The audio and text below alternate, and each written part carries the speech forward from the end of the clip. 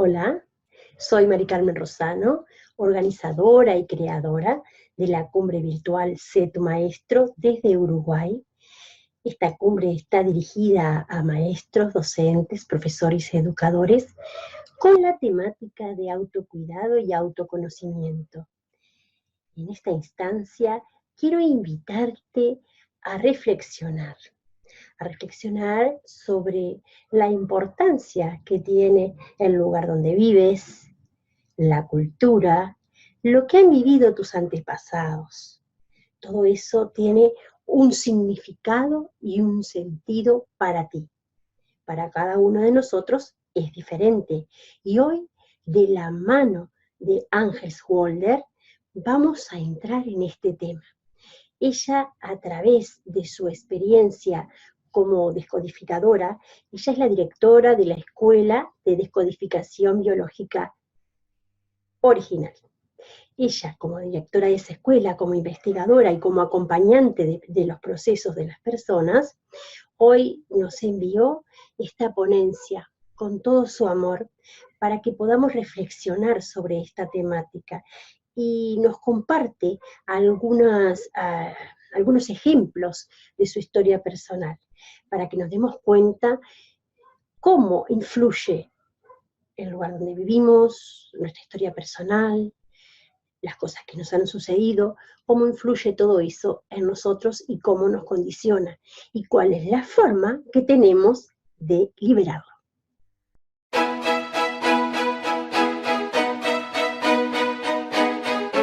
Hola, bienvenido o bienvenida a esta cumbre Sé tu maestro. Podemos serlo, tenemos que aprender. No hemos nacido con ese equipaje puesto, pero lo podemos activar en nosotros. Hoy la invitación en este espacio de reflexión es para revisar la influencia que tiene la cultura en la salud, entendida como el equilibrio y el bienestar físico, psíquico y social. Me gustaría también ver qué impacto ha tenido la cultura en tu vida, cómo nos afecta la sociedad en la que vivimos, cómo ha afectado a todos nuestros ancestros y debido a eso, qué bagaje traemos nosotros y cómo puedes aplicar la descodificación en tu vida con pequeñas informaciones que vas a poder entregar a lo cotidiano todo aquello que ya te sobra y dices, ¿para qué voy a continuar llevándolo conmigo? ¿Te has preguntado cuál es el impacto de la cultura en la vida, en el lugar donde tú has crecido? ¿Te has preguntado esa historia que afecta a una gran población? ¿Cómo ha hecho en lo particular para impactarte a ti? ¿O cómo ha impactado en tus padres, en tus familiares, en todos ellos? Seguramente, si te haces esa reflexión, encontrarás enseguida el cómo ha sido. Los seres humanos nos hemos culturizado. A diferencia de los animales, hemos ido aplicando diferentes normas, diferentes estrategias, utilizado herramientas, y para eso las hemos tenido que crear antes, usado la imaginación para poder conquistar el mundo en el que nos encontrábamos. Y eso es lo que nos ha hecho ser distinto de los animales, a pesar de que los humanos compartimos principios organizativos básicos con otras especies animales. Y por eso tenemos códigos biológicos comunes. Pero nos preguntamos, ¿qué es la cultura? Para Clifford Geertz, un antropólogo, es un sistema de concepciones en donde se ha incorporado todo un universo simbólico por medio del cual la gente se comunica, perpetúa y se desarrolla, y sobre todo desarrolla su conocimiento sobre las actitudes en la vida. Esto es muy importante porque desarrollarnos lo hemos hecho a través de lo que decía antes, la imaginación el poder razonar y asociar ideas, pensar en el futuro y en cómo aplicarlas, y gracias a eso hemos conseguido herramientas que nos han permitido sobrevivir. Quiere decir que la cultura es una red de significados organizados en programas que hace que el grupo funcione de una determinada manera. Una red de significados, por ejemplo, una ley. Una red de significados es que todos sabemos que ante la luz roja que veremos en un semáforo nos tenemos que detener. El significado es rojo, stop, pare. Eso ha permitido que podamos funcionar en la vida conduciendo diferentes vehículos sin matarnos en cada esquina. Quiere decir que por dar un significado que ha modelado una conducta, una actitud en la vida, hemos conseguido sobrevivir.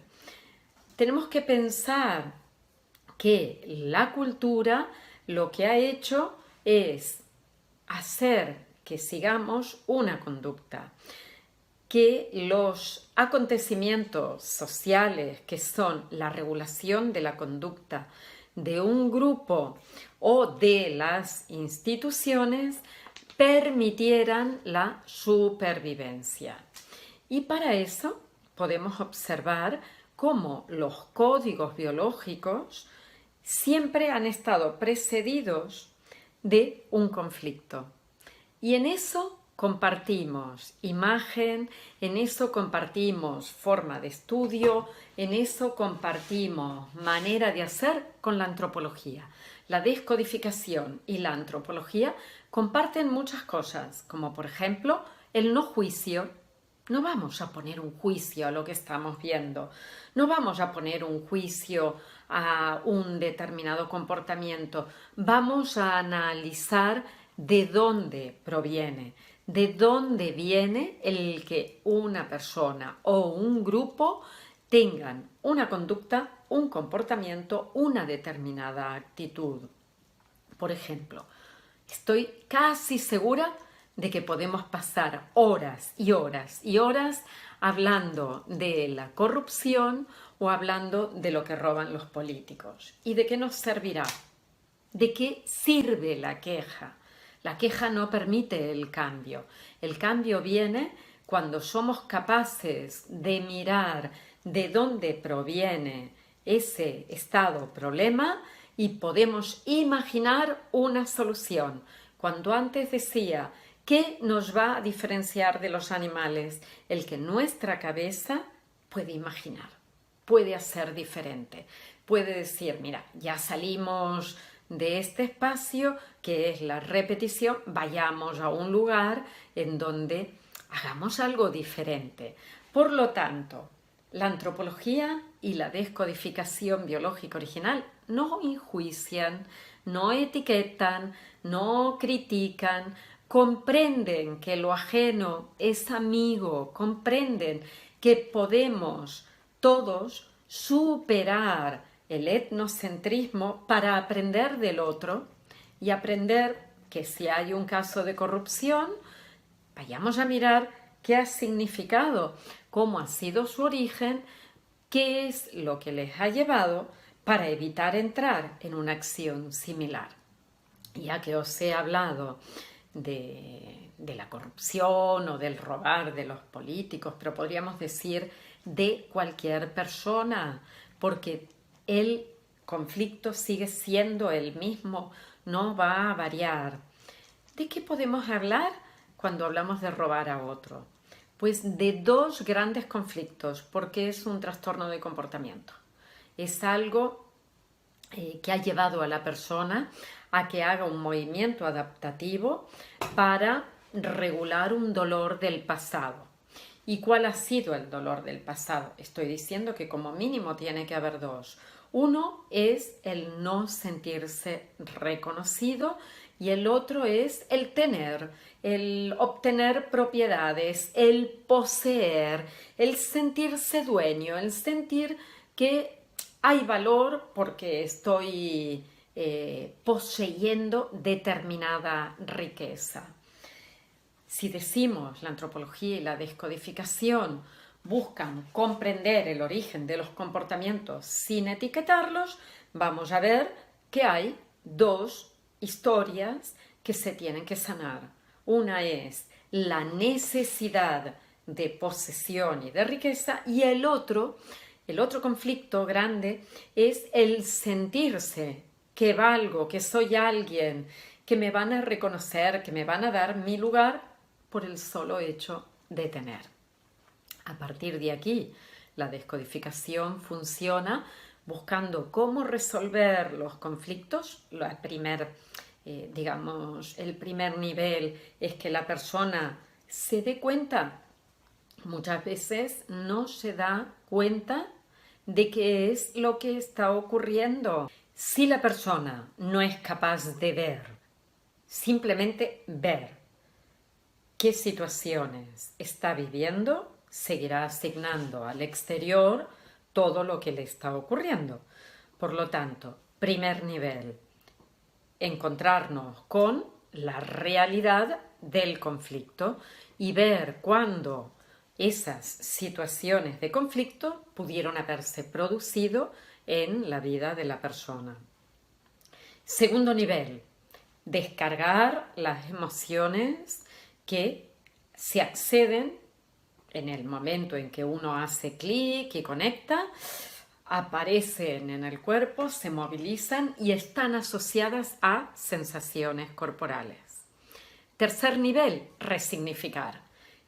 Nos hemos dado cuenta de dónde proviene el conflicto, hemos visto cuál es su origen, hemos apreciado que hay situaciones en nuestra vida que nos han llevado ahí, las hemos descargado y ahora resignifiquemos, miremos de otra forma, porque si no seguiremos haciendo más de lo mismo, no hay posibilidad de cambio.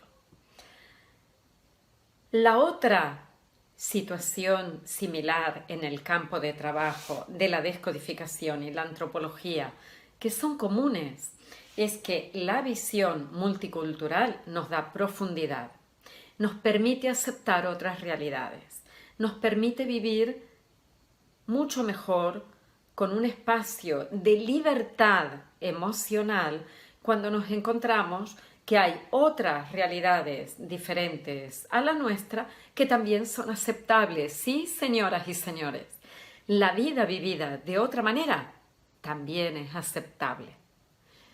Las elecciones que la gente realiza entre todas las posibles determinan en lo que se convierte. Nos convertimos a partir de las decisiones que hemos ido tomando a lo largo de la vida. Y como personas nos va a ayudar plantearnos el qué estamos viviendo, cómo queremos vivir, cómo podemos hacer para cambiar. Y por eso la descodificación es una filosofía de vida. Te ayuda a preguntarte, a replantearte, a reflexionar sobre el cómo quieres hacer en cada momento. No da por hecho que lo que estamos sufriendo es lo que vamos a seguir sufriendo durante toda nuestra vida. No, no da por hecho eso. Da por hecho que lo que nos pasa en el interior nos corresponde. Y por lo tanto, si es mi responsabilidad, soy yo quien va a tener que empezar a trabajar. Ya no podré pedir al otro que cambie. Ya no le podré decir a otro que haga algo diferente para que yo sea feliz. No, tenemos que hacer un cambio. Y cuando ponemos la mirada en la descodificación, vemos que siempre antes de un comportamiento adaptativo, la o las personas han vivido un conflicto biológico que es un momento de altísimo estrés, una situación inesperada, dramática, sin solución, sin posibilidad de ser expresada, que ha dejado una necesidad sin poder satisfacer. Imaginemos que vivo un robo, por ejemplo, vivo una situación que yo no esperaba, me han asaltado en la calle, siento pánico y lo que ocurre es que la necesidad va a ser de seguridad. Si no la tengo, cada vez que me enfrente a ambientes que me recuerdan el momento de gran estrés, mi cuerpo va a reaccionar y va a volver a activarse, va a volver a tener sensaciones como si estuviera reviviendo el momento de estrés. Pero ¿qué pasa cuando una sociedad a nivel global se vive inseguridad? Pues que son muchas las personas que están expuestas al mismo conflicto. Una sociedad tiene una cultura y esa cultura también proviene de los conflictos y de los mecanismos adaptativos que ha escogido, porque el mecanismo o la forma en que nosotros queremos escapar del dolor es una forma de supervivencia y siempre nos vamos a alejar de lo peligroso, de lo doloroso y nos vamos a acercar a lo positivo, a lo que nos hace bien, al bienestar. Y la cultura ha actuado de normalizadora de elecciones. Si yo escojo, por ejemplo, vivir libremente, mi decisión de ser homosexual, quizás sufra porque en la cultura en la que estoy viviendo, imaginemos que es una familia muy religiosa y muy cerrada a cualquier cambio que tenga que ver con lo que no esté establecido hasta el momento, voy a entrar en sufrimiento. Por lo tanto, puede estar ubicado a nivel familiar, la norma, a nivel religioso o a nivel estatal, a nivel institucional, que se haya establecido una ley en la que una persona que sea homosexual va a ser llevada a la cárcel con determinados cargos porque eso va a estar prohibido. Esto ha pasado en la Inglaterra victoriana, esto pasa hoy, 2018, en algunos países. No voy a mencionar porque hay muchos, pero todos sabemos que hay gente que corre peligro cuando manifiesta abiertamente su tendencia o su elección a nivel sexual. Por lo tanto, ¿la cultura actúa de normalizadora? Sí. Y normalizadora o vía única de un determinado comportamiento mediante una elección, pues también. Eso es lo que ha hecho. Por lo tanto, la conducta adaptativa va a ser: voy a permanecer en este lugar sin poder replantearme nada diferente.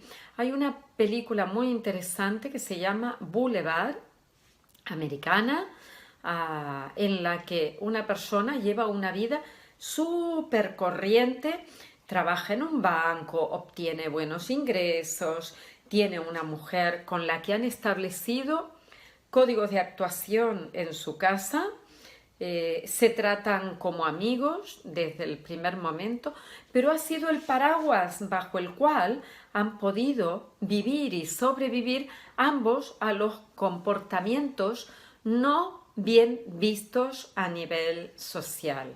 Por lo tanto, no lo van a poder expresar hasta que la vida nos compromete, hasta que la vida nos pone en tensión, hasta que llega un momento en que hay que tomar una decisión y las personas se sienten entre la espada y la pared. Y ahí aparecen todos los monstruos vivientes que desestabilizan, pero a veces desestabilizan para que podamos conseguir una forma más sana o más de mayor libertad, con mayor creatividad, que nos permita ser un poquito más felices. ¿A quién tenemos que engañar? ¿A quién tenemos que demostrarle algo? Con el objetivo de compartir resultados afortunados de las elecciones que se han ido realizando en el pasado, es que se han establecido formas de hacer. Es que el hecho de que en otro instante un determinado comportamiento hubiera disminuido el estrés ha sido la solución ganadora. Y la solución ganadora de otro momento hoy es una regulación a la cual nos hacemos aficionados, porque nos alejan del estrés y nos acercan al bienestar, aunque ese bienestar no sea lo que nos hace feliz. Para algunas personas estar mal es normal, aunque eso duela, pero se normaliza un determinado comportamiento. Se normaliza una forma de hacer, aunque ya lo diga, provoca dolor en otro nivel, en otro lugar y en otra circunstancia. ¿Y cómo se manifiestan esas conductas? Mirad, para bien o para mal, hemos aprendido de las experiencias. Todas nos han acercado a el escapar de las tensiones, acercarnos a un punto de mayor relajación. Y por eso es que hemos repetido o hemos compensado estableciendo creencias que han ido modelando las conductas. Por ejemplo, a nivel sexual, algunas sociedades han prohibido la masturbación. La Iglesia, por ejemplo, ha prohibido este comportamiento. Y los chicos que lo tenían sentían que iban a ser castigados si eran descubiertos, que iban a ser castigados por un ente superior, no solo por sus padres, por algo que estaba por encima de sus padres, o sea, por Dios o por quien cada uno considere. Ese castigo que iba a ser tan duro podía estar establecido mediante una creencia en que se decía: si te masturbas, te irás siendo loco de este planeta. La masturbación lleva a la locura. Y los niños poco a poco lo fueron interiorizando, los jóvenes directamente interiorizando y no realizando, y creyendo que podían ir a la locura, que se iban a debilitar, que iban a morir. ¿Y qué han hecho? Que las sociedades, al establecer esta creencia, conseguían su resultado. La libertad sexual no estaba bien vista. La creencia de que si se desgastan espermatozoides, la descendencia no va a tener un buen modo de contacto, no va a tener buenos genes, no van a haber buenos genes para nuestra descendencia si los gastamos mediante la masturbación, hizo que se estableciera un patrón de conducta. Pero otras sociedades que han entendido la historia de manera distinta, como por ejemplo los jóvenes de las Islas Trobriand en Nueva Guinea, lo que hacen es todo lo contrario. Tienen un aprendizaje continuo desde que empiezan su adolescencia, su pubertad. Tienen un aprendizaje no solo con ellos mismos, sino con otros jóvenes y otras jóvenes. O sea, hay relaciones heterosexuales, relaciones homosexuales, relaciones de contacto con la propia persona, porque entienden que si gastan espermatozoides, si gastan su biología, van a haber más y más nuevos elementos biológicos que les van a permitir reproducirse mejor. ¿Lo veis cómo todo es una cuestión de creencia? Todo está regulado a través de leyes o de patrones que determinan los comportamientos. Por ejemplo, un comportamiento reproductivo. Cuando en una sociedad los recursos alimenticios son escasos, no se pueden asegurar la caza, la pesca, la alimentación, la manutención de manera continuada, se va a establecer un sistema de prevención de la alimentación de los más débiles. ¿Y cómo se ha conseguido eso? Por ejemplo, en sociedades en las que no había o no se contaba con lo suficiente. asegurándose de compartir la idea de que un solo hombre no puede ser un padre. Así como en nuestra sociedad sabemos que cuando una mujer ha tenido una relación con un hombre y un óvulo se ha juntado con un espermatozoide, ese espermatozoide proviene de una única persona. No puede haber dos espermatozoides distintos que lleguen a fecundar a un óvulo. Esto en nuestra sociedad occidental lo tenemos muy claro. Pero han habido otras sociedades que han utilizado el sistema de creencias de que la mejor concepción de un bebé se produce cuanto más semen hay. Y en otras de que la concepción de un bebé proviene de varios padres, que solo cuando una mujer tiene relación con varios hombres se puede quedar embarazada y por lo tanto una mujer en época de fecundidad va a tener relaciones con varios hombres de su tribu.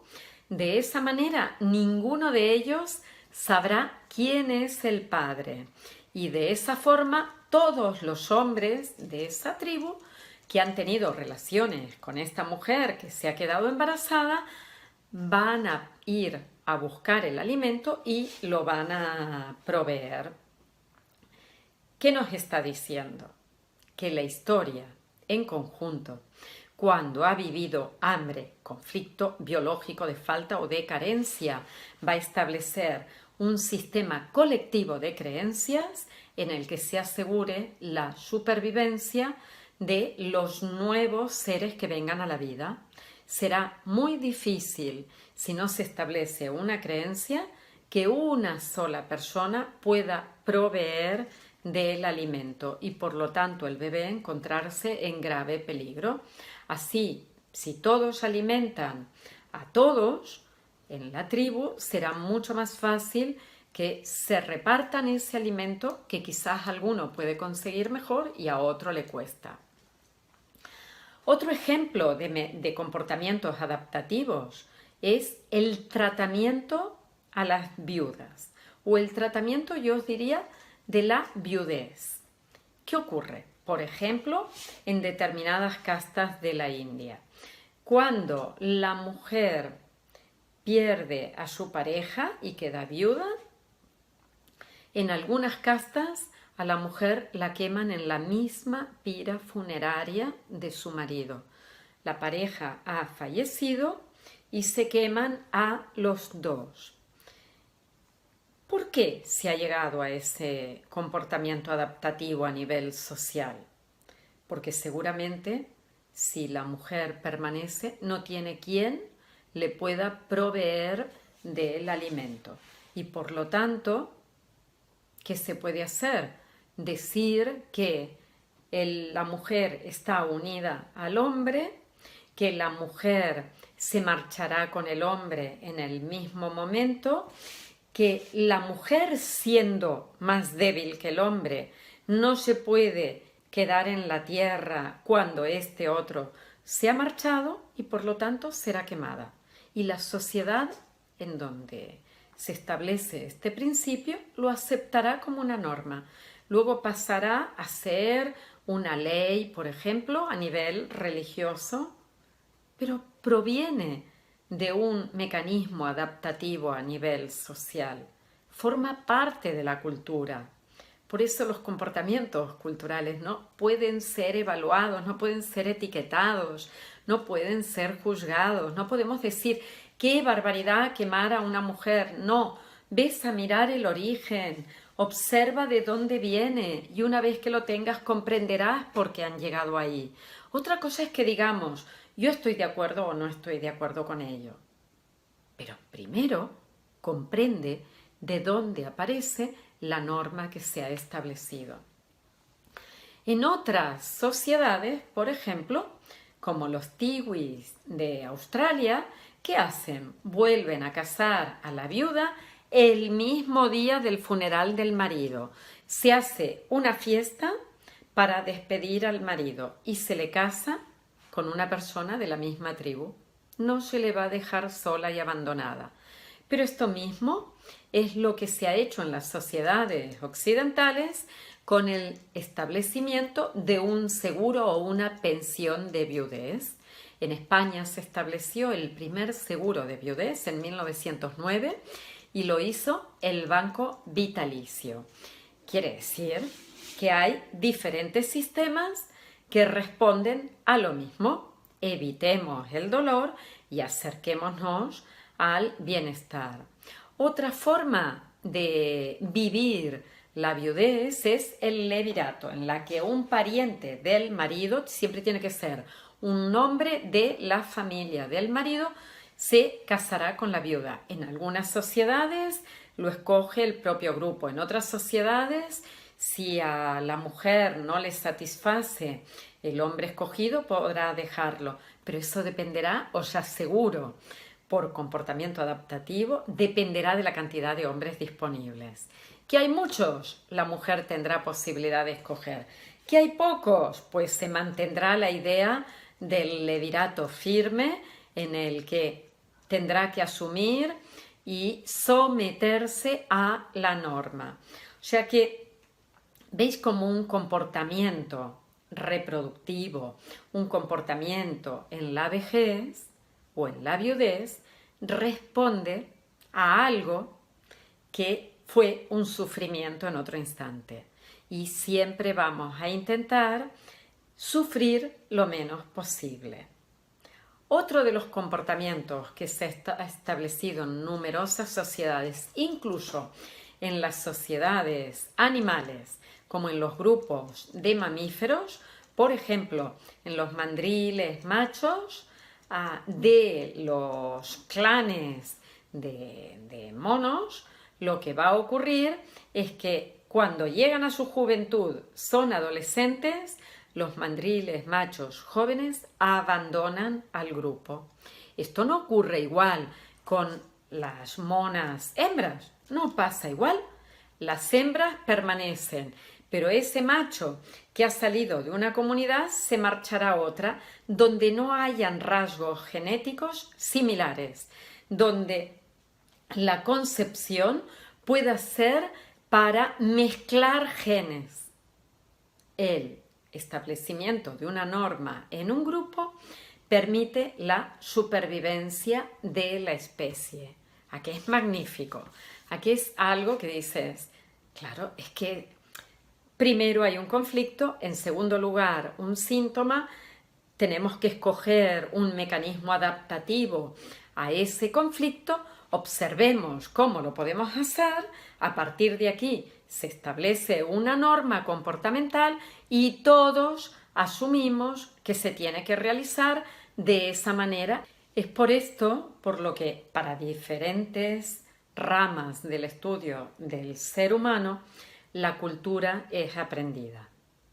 Sí, se aprenden cosas porque las aprendemos, porque modelamos los comportamientos del grupo, en principio de la unión de la diada más primaria madre-hijo, luego del triángulo madre-padre-hijo, después de los miembros de la familia, luego del grupo más amplio y así sucesivamente.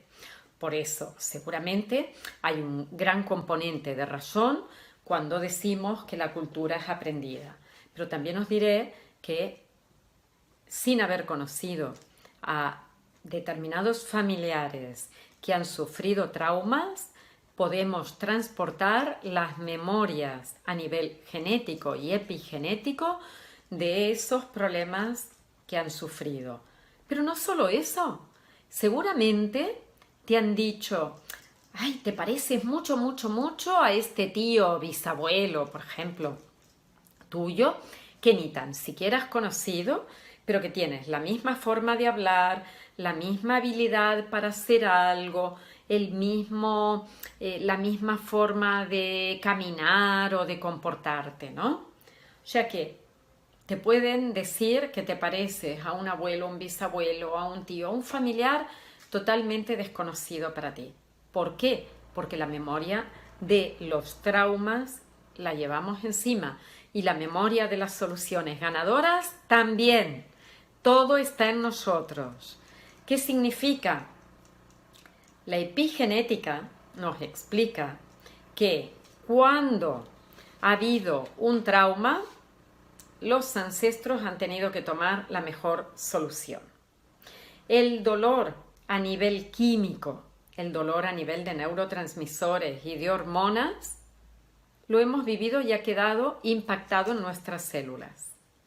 Eso ha hecho que provocara una variación ambiental, una variación sin modificación de la carga genética, pero la información sigue permaneciendo en el núcleo de la célula y en la célula. Por lo tanto, lo que los ancestros han vivido, nosotros lo legaremos a nuestra descendencia, a menos que sanemos los traumas. Por eso te propongo que hagas un viaje hasta la vida de tus bisabuelos. Los bisabuelos, si hemos tenido 4 abuelos, tenemos 8 bisabuelos. Haz un cuadro con tus bisabuelos y pregúntate qué fue lo más difícil que ellos vivieron. Yo te mostraré un cuadro, por ejemplo. En mi familia tenemos bisabuelos, igual que en la tuya, 8 y 4 abuelos. Aquí estarían los paternos y aquí estarían los maternos.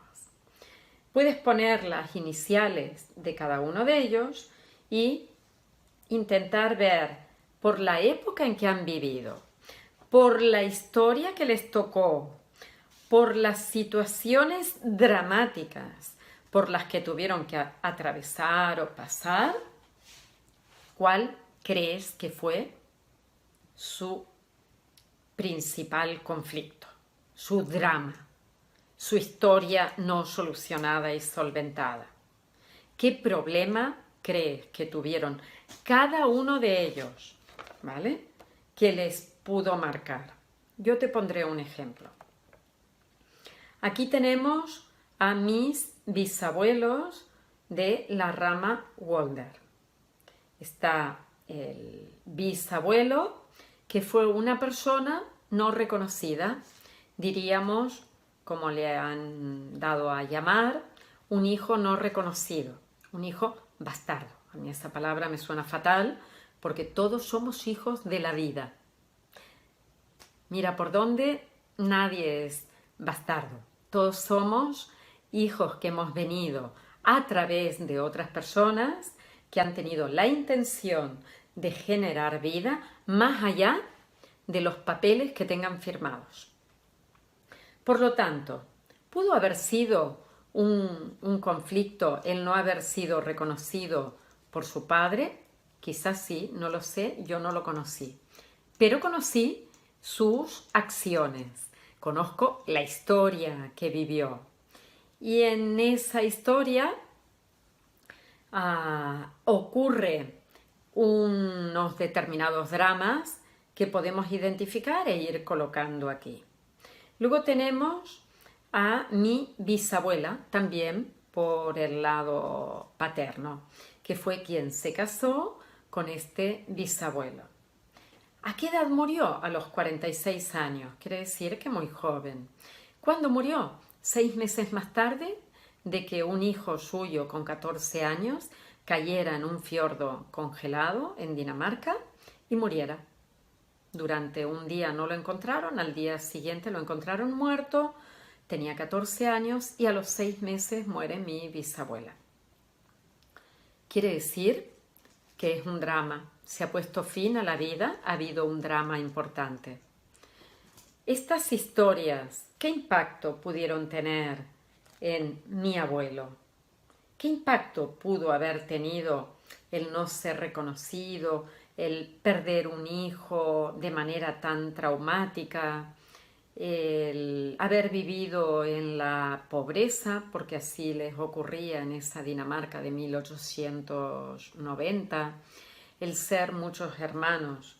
Quizás el comportamiento adaptativo movilizante de ir a buscar un futuro mejor. Esa sería una conducta adaptativa. En ese momento por aquellos años, porque fue después de la muerte de su hermano y de su madre. Poco tiempo después, mi abuelo Walder, Hans Peter Frederick Walder, se traslada a la Argentina y comienza su proceso de búsqueda de recursos. Trabaja en diferentes lugares, en diferentes actividades, trabaja de patrón de barco, y eso que viajó con 19 años. Se consigue dinero, va ahorrando, y moneda a moneda, hasta que decide ir a comprar ganado al sur de Argentina y trae ovejas a la provincia de Buenos Aires. Quiere decir que su historia parte de una familia con dificultades, de un drama por la muerte del hermano, de un dolor que se lleva a su madre y la arrastra con todo ese sufrimiento, de un padre que no ha sido reconocido. Si juntamos todo eso, vamos a ver que esta persona tenía que ser alguien que trabajara, que consiguiera un buen resultado, que pudiera ayudar a su familia a salir adelante, que tuviera un nombre por la cuestión del reconocimiento. Y ahí es cuando va y busca consolidar su economía para empezar a ayudar a su familia. Eso es lo que hace durante años y años y años. Después de más de 20 años de estar en Argentina, es cuando tiene una pareja y nace mi padre, que es el mayor. Y cuando él tenía 10 años, o sea, mi abuelo tenía 51, pierde las propiedades en un incendio muy grave en el que también se mueren los animales quemados. Y esto para este hombre fue tremendo, terrible. Pensar que hizo un camino, un surco, que quería ir hacia adelante, que quería ayudar a los suyos, que era lo que estaba haciendo. Y de repente se encuentra con una pérdida de territorio. ¿Qué le ocurre? Que inmediatamente, el mismo día del incendio, muere de un infarto de corazón por pérdida de territorio. Ese es el conflicto que se lo llevó. Por lo tanto, no podemos juzgar una forma de vivir, no podemos juzgar una determinada acción, solo tenemos que aprender qué es lo que nos puede enseñar la historia. Y por eso os invito a hacer un aprendizaje, igual que yo os he contado con este ejemplo mío, del resto de personas de vuestro árbol, sobre todo de la línea de bisabuelos.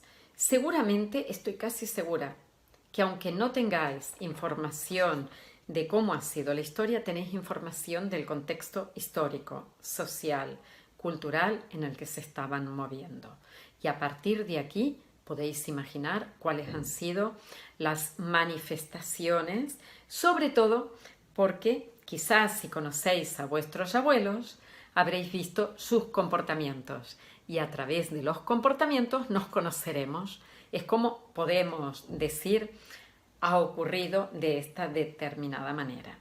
Y luego ten muy en cuenta que lo que tú ves, lo que tú percibes, solo depende de tu punto de vista. Amplía la mente, amplía, pon creatividad, pon imaginación, cambia tu punto de vista, que es cambiar también tu percepción. La presunción más peligrosa que hay es creer que tienes la razón y que el otro ha de pensar como tú, y no es así.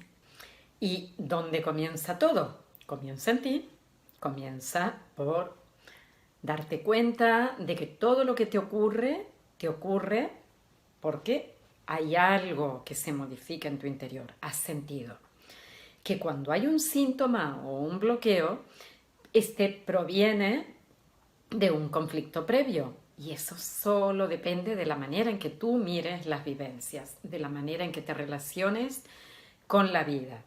Por lo tanto, proviene de responsabilizarse de lo que nos toca vivir. Detrás de cada lesión, detrás de cada síntoma, detrás de cada enfermedad, hay una causa anímica que lo que está haciendo es evidenciar el dolor del alma.